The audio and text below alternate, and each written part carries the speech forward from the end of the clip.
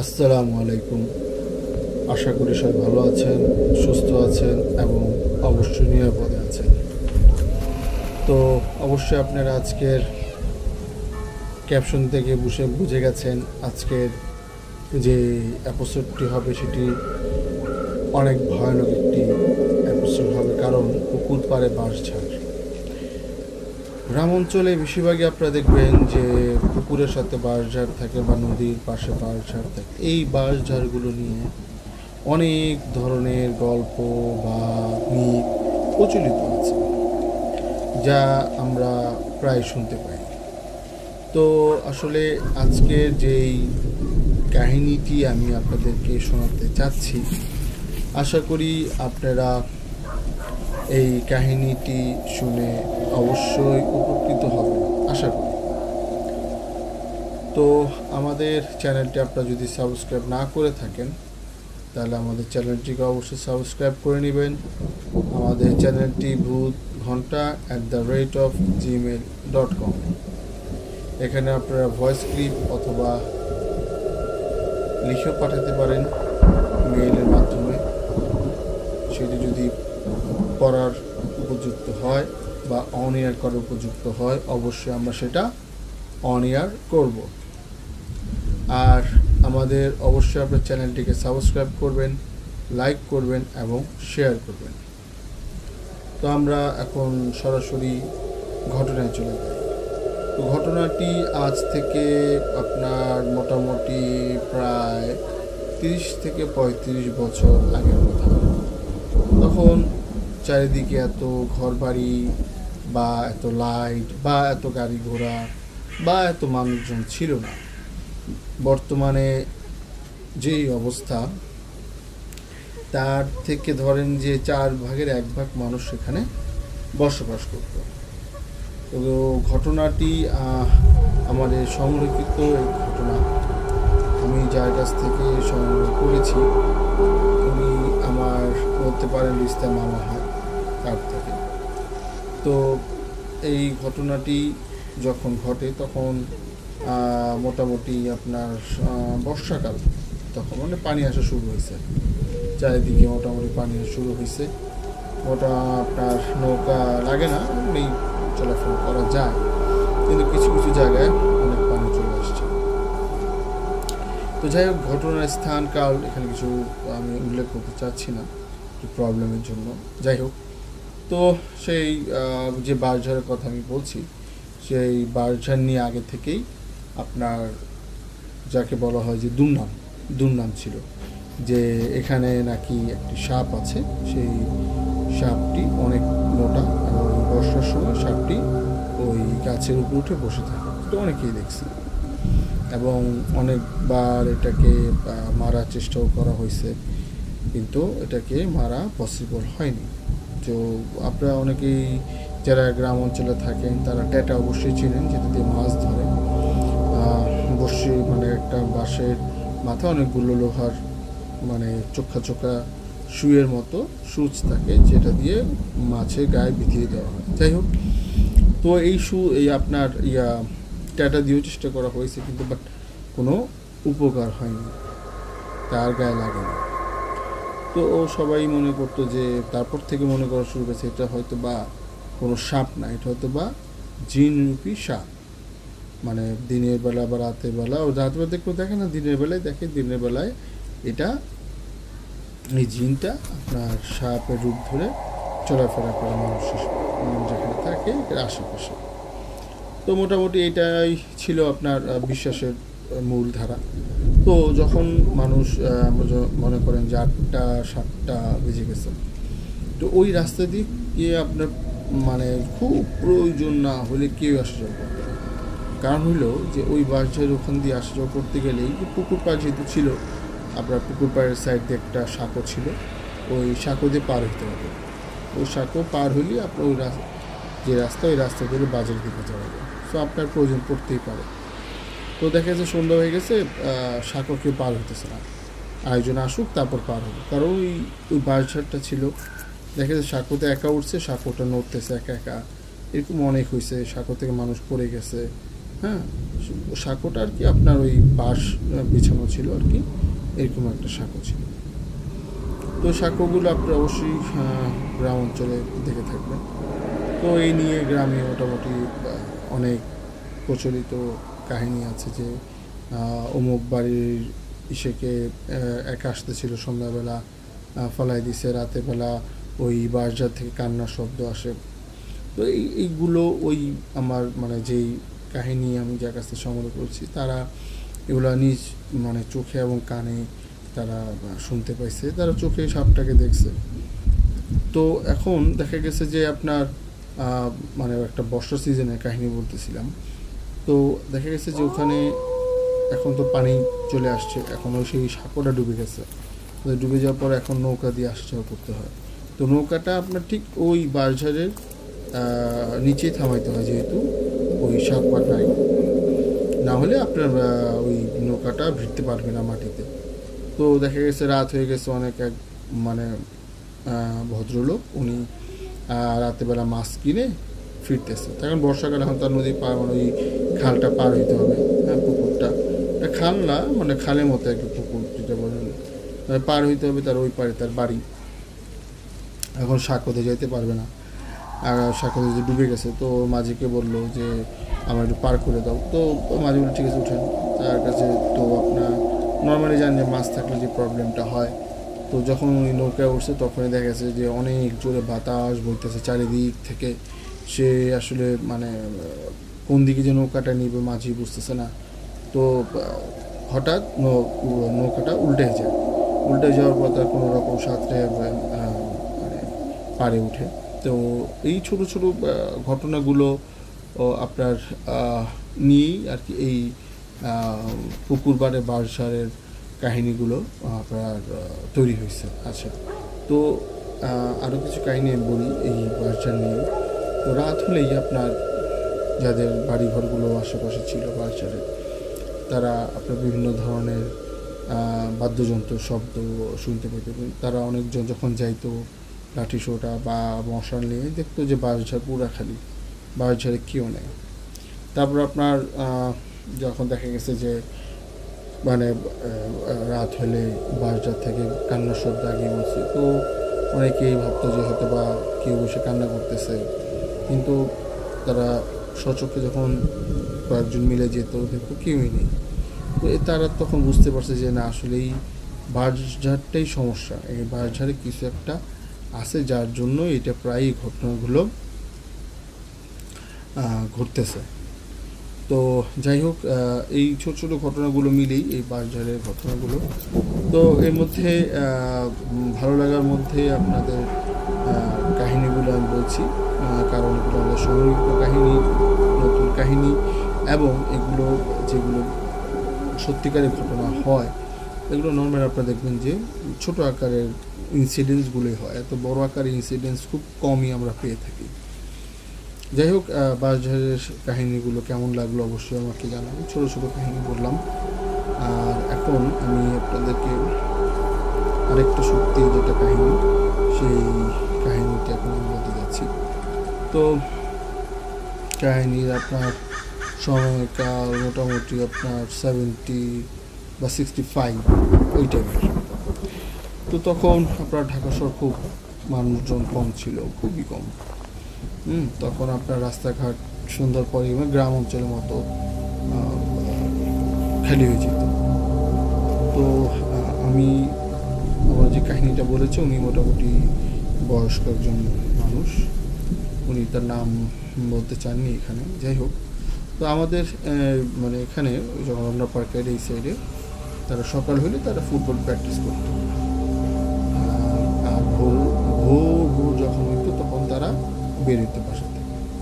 তো যখন তারা বেরোইতো তো তখন দেখা গেছে আপনার মানে একটা আগে তো আপনার এরকম ল্যাম্প পোস্ট ছিল না, বিভিন্ন জায়গায় আপনার ওই কুপির বাতির মতো জ্বালাইতো। সকাল রাত হইলেই ওই কুপিটা সরকারি লোক এসে জ্বালায় যেত, ভোর হইলে এটাকে বন্ধ করে। এটা তো অনেক আগে কথা, পাকিস্তান আর কি। তো ওনারা তখন পুরোপুরি ইয়াং জেনারেশন, তারা সকালে হলে ফুটবল প্র্যাকটিস করে আমরা পার্কে, আবার বাসায় চলে যেতে। বাসাটা ছিল ওল্ড টাউনে। এরকমই একদিন হঠাৎ উনি ঘুম ভাঙছে। তো ঘুম ভাঙার পর উনি চিন্তা হয়তো বা আজকে তারা রেখে সবাই চলে গেছে, এরকম একটা চিন্তা ভাবনা তার মাথায় আসলো। তখন তার কাছে ঘড়ি ছিল না। উনি কী করলো, উনি আপনার বাসা থেকে বের হলো। বাসা থেকে বের হওয়ার পরই ওনার যে এখানে দোয়েল চত্বর, দোয়েল চত্বরটা আছে আর কি, তো দোয়েল চত্বর ওখানে এই আপনার একটি ছিল মই দিয়ে উঠে, যেটা আর কি আপনার আগুনটা ধরাই দিয়ে যেত কুপিতে, তো ওইটা ছিল। তো উনি ওই পর্যন্ত যখন আসলো, উনি দেখতেছে যে ওই যে কুপিটা, এই কুপির পাশে একটা বৃদ্ধ মহিলা বসে আছে। তো উনি জিজ্ঞেস করলো যে বুড়িমা, আপনি এত রাতে ভোরবেলা এখানে কী করতেছেন? এখন তো আজান দিয়ে দিবে, আমরা প্র্যাকটিস করতে যাবো, আপনি বাসায় না গিয়ে এখানে বসে আছেন। তখন সেই বৃদ্ধ মহিলাটা বলতেছে যে এখন রাত কয়টা বাজে? তখন সে বলতেছে আমার তো ঘড়ি নেই, আসলে হয়তো বা আপনার 5টা এরকম বাজতেছে, কারণ আমরা এই টাইমে আমরা বের হই। তো এটা বলার পরে বুড়িমা সুন্দর চলে গেল। তো উনি ওনার মতো ফুটবলটা নিয়ে উনি আস্তে আস্তে রমনা পার্কের দিকে রওনা দিল। তো যখন রমনা পার্কের কাছাকাছি উনি চলে আসছে, উনি দেখলো যে অনেক বিশাল এক মূর্তি দানবের মতো ওনার সামনে দাঁড়িয়ে আছে। তখন তো রমনা পার্কে কেউ ছিল না, রাস্তাঘাট এত উন্নত ছিল না, গাছগাছালি প্রচুর ছিল। তো উনি দেখে একটু ভয়ই পেয়েছে, কারণ কোনো সময় এগুলার সম্মুখীন উনি হয় নাই এই বয়সকালে, কারণ তখন তার বয়স অথবা 20 বা 22 হবে। তো এটা দেখার পরে উনি অনেক ভয় পাইছে। ভয় পাওয়ার পরে উনি চিন্তা করলো যে এই জিনিসটা যে কী, এখন আমি যদি সাইড দিয়ে যাই তাও হয়তো বা আমাকে ধরতে পারে, তার মনে হইতেছে আর কি, কারণ সে কোনো সময় দেখেনি। কিন্তু এতটুকু বুঝতেছে যে এটা কোনো অশরীরী কিছু একটা। তো উনি কী করলো, উনি মানে আর সামনের দিকে এগুলো না, উনি ভয়ে বাসার দিকে ব্যাক করলো। যখন ওই বাসার দিকে ব্যাক করলো, ওই কুপির ওই জায়গায় উনি যখন আসলো, তখন দেখলো সেই বৃদ্ধ মহিলাটা এখন ওই কুপির ওই জায়গায় বসে আছে। তখন ওই বৃদ্ধ মহিলার কাছে যখন ওই মানে আমার যেই আঙ্কেলের কাছে গল্প শুনে আঙ্কেলটা আসলো, তখন বৃদ্ধ মহিলা বললো, ভয় পাইছিস? ওকে দেখে ভয় পাইছিস? এখন রাত 3টা বাজে, তুই এখন গেছিস ফুটবল খেলতে। এটা শোনার পর তো সে আঙ্কেলের অবস্থা খুবই খারাপ। সে আসলে মানে কী করবে বুঝতে পারতেছিল না। তো সেই বউটা তখন বললো যে ঠিক আছে, বাসায় চলে যা, ভয় পাওয়ার কিছু নাই, কিছু ফকির খাওয়াই দিস, এই বলে ওই মহিলাও হাঁটা। তো আমার সেই আঙ্কেলটা আপনার ভয়ে ভয়ে আস্তে আস্তে বাড়ির দিকে আসলো। বাড়ির দিকে এসে গেট নক করলো। ওনার মা গেট খুললো। খোলার পর জিজ্ঞেস করলো কী হয়েছে। পরে দেখেই বুঝছে যে তার ছেলে হয়তো ভয় পাইছে। পরে আমার আঙ্কেল তার মাকে সব কিছু খুলে বলল। তো তখন তার মা বললো যে এখন তো আসলে রাত, মধ্যরাত, এই সময় কিছু ঘটতেই পারে। তো ওনাকে নর্মালি যেগুলো আর কি আমাদের সূরা কালাম দিয়ে পরে ফুটু দিয়ে পানি খাওয়ায়, পরে রাতে শোয়াই দিল। তো সকালে উঠে সে মোটামুটি আলহামদুলিল্লাহ ভালোই, তার কোনো জ্বর বা এগুলো কিছু আসেনি, কিন্তু সে প্রচণ্ড এইগুলো দেখে ভয় পাইছে। তখন উনি তার ফ্রেন্ডদেরকে জিজ্ঞেস করলো যে আমি তো এরকম রাতে বেরিয়ে গেছিলাম, ভাবছিলাম 5টার মতো বাজে, আসলে বাজে রাত 3টা। তখন তাদের ফ্রেন্ডরা বললো যে আমরা তো তোকে প্রতিদিন ডাকতে আসি, তো তুই একা কেন গেলি? বলে যে আসলে আমি ভাবছিলাম হয়তো বা তোরা আগে চলে গেছিস, আজকে আমাদের ডাকিস নি, এর জন্য আমি একা বের হয়ে গেছি। তো পুরো কাহিনী ও আঙ্কেল তার ফ্রেন্ডদেরকে খুলে বললো যে রাতে তার সাথে কী হয়েছে।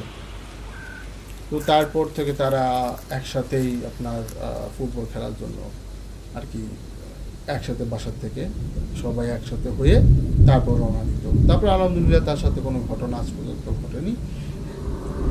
উনি আমাকে যখন ঘটনা বলেছে, উনি মোটামুটি কথা বলার মতো যোগ্য। তো যাই হোক, কাহিনীটি আমাদের পরিচিত ঢাকার কাহিনী। কেমন লেগেছে অবশ্যই আমাকে জানাবেন আপনারা। আর অবশ্যই আপনাদের কাছে কোনো ঘটনা থাকলে অবশ্যই ঘটনাগুলো আমাকে অবশ্যই লিখে অথবা আপনারা ভয়েস ক্লিপের মাধ্যমে আমাদের মেইল অ্যাড্রেসে পাঠাতে পারেন। আমাদের মেইল অ্যাড্রেসটি হলো bhutghonta@gmail.com। এটা আমাদের ইমেল অ্যাড্রেস। এই ইমেল অ্যাড্রেসে আপনি যদি পাঠান অবশ্যই আমরা আপনাদের ঘটনাগুলো পেয়ে যাব। আর আমরা ছোট ছোট গল্পগুলো বা কাহিনীগুলোর জন্য বলি, কারণ দেখা গেছে অনেকের আপনার বড় কাহিনী শোনার ধৈর্য থাকে না। দেখা গেছে অনেকে ছোট ছোট যেই কাহিনীগুলো পছন্দ করে। আপনারা যদি বড় কাহিনী পছন্দ করেন অবশ্যই সেগুলো যদি আমাদের কাছে আসে অবশ্যই সেগুলো আমরা রিড আউট করার চেষ্টা করব। এমন না যে বড় কাহিনী আমরা বলতে চাই না, কিন্তু আমি আসলে ছোট কাহিনী বললে স্বাচ্ছন্দ্য বোধ করি। আর নর্মালি আমি ছোট ছোট কাহিনী শুনিও। আমি অনেক বড় একজন ভক্ত গীতা প্রেমের, যা 2010 প্রথম থেকে আমি শুনেছি, তারপরে এখনও চলছে। ঘটনা কিছু সিমিলার হয়ে যায়। এখন দেখেন একটা জিনিস কি, ঘটনা তো একই রকম ঘটে, হয়তো বা এই জিনিসটা আপনার পরিবর্তন হয়, নাম পরিবর্তন হতে পারে, জায়গা পরিবর্তন হতে পারে, কিন্তু ঘটনা আপনার একই ধরনের হয়ে থাকে। তো দেখা যাচ্ছে ঘটনা যদি আপনার মিলে যায়, এই জন্য আপনারা বলবেন যে ঘটনাটা ওই জায়গা থেকে আমি কালেক্ট করছি, বা উনি যে আমাকে ঘটনাটা পাঠাইছে উনি ওই অনুষ্ঠান শুনে সেম টু সেম, আসলে তা না। তো এই জন্য দেখা গেছে আমাদের যেগুলো মনে হয়েছে যে না এগুলো আসলে সত্যি ঘটনা, কিন্তু মানুষ জানে না। যেমন আমি ঢাকা শহর ঘটনাটা বললাম, অনেকেই জানে না যে ওই আমলে আপনার কি বলে যে ল্যাম্প পোস্টের বদলে এই যে কুপি জ্বালানো হতো, এই জিনিসগুলা অনেকেই জানে না।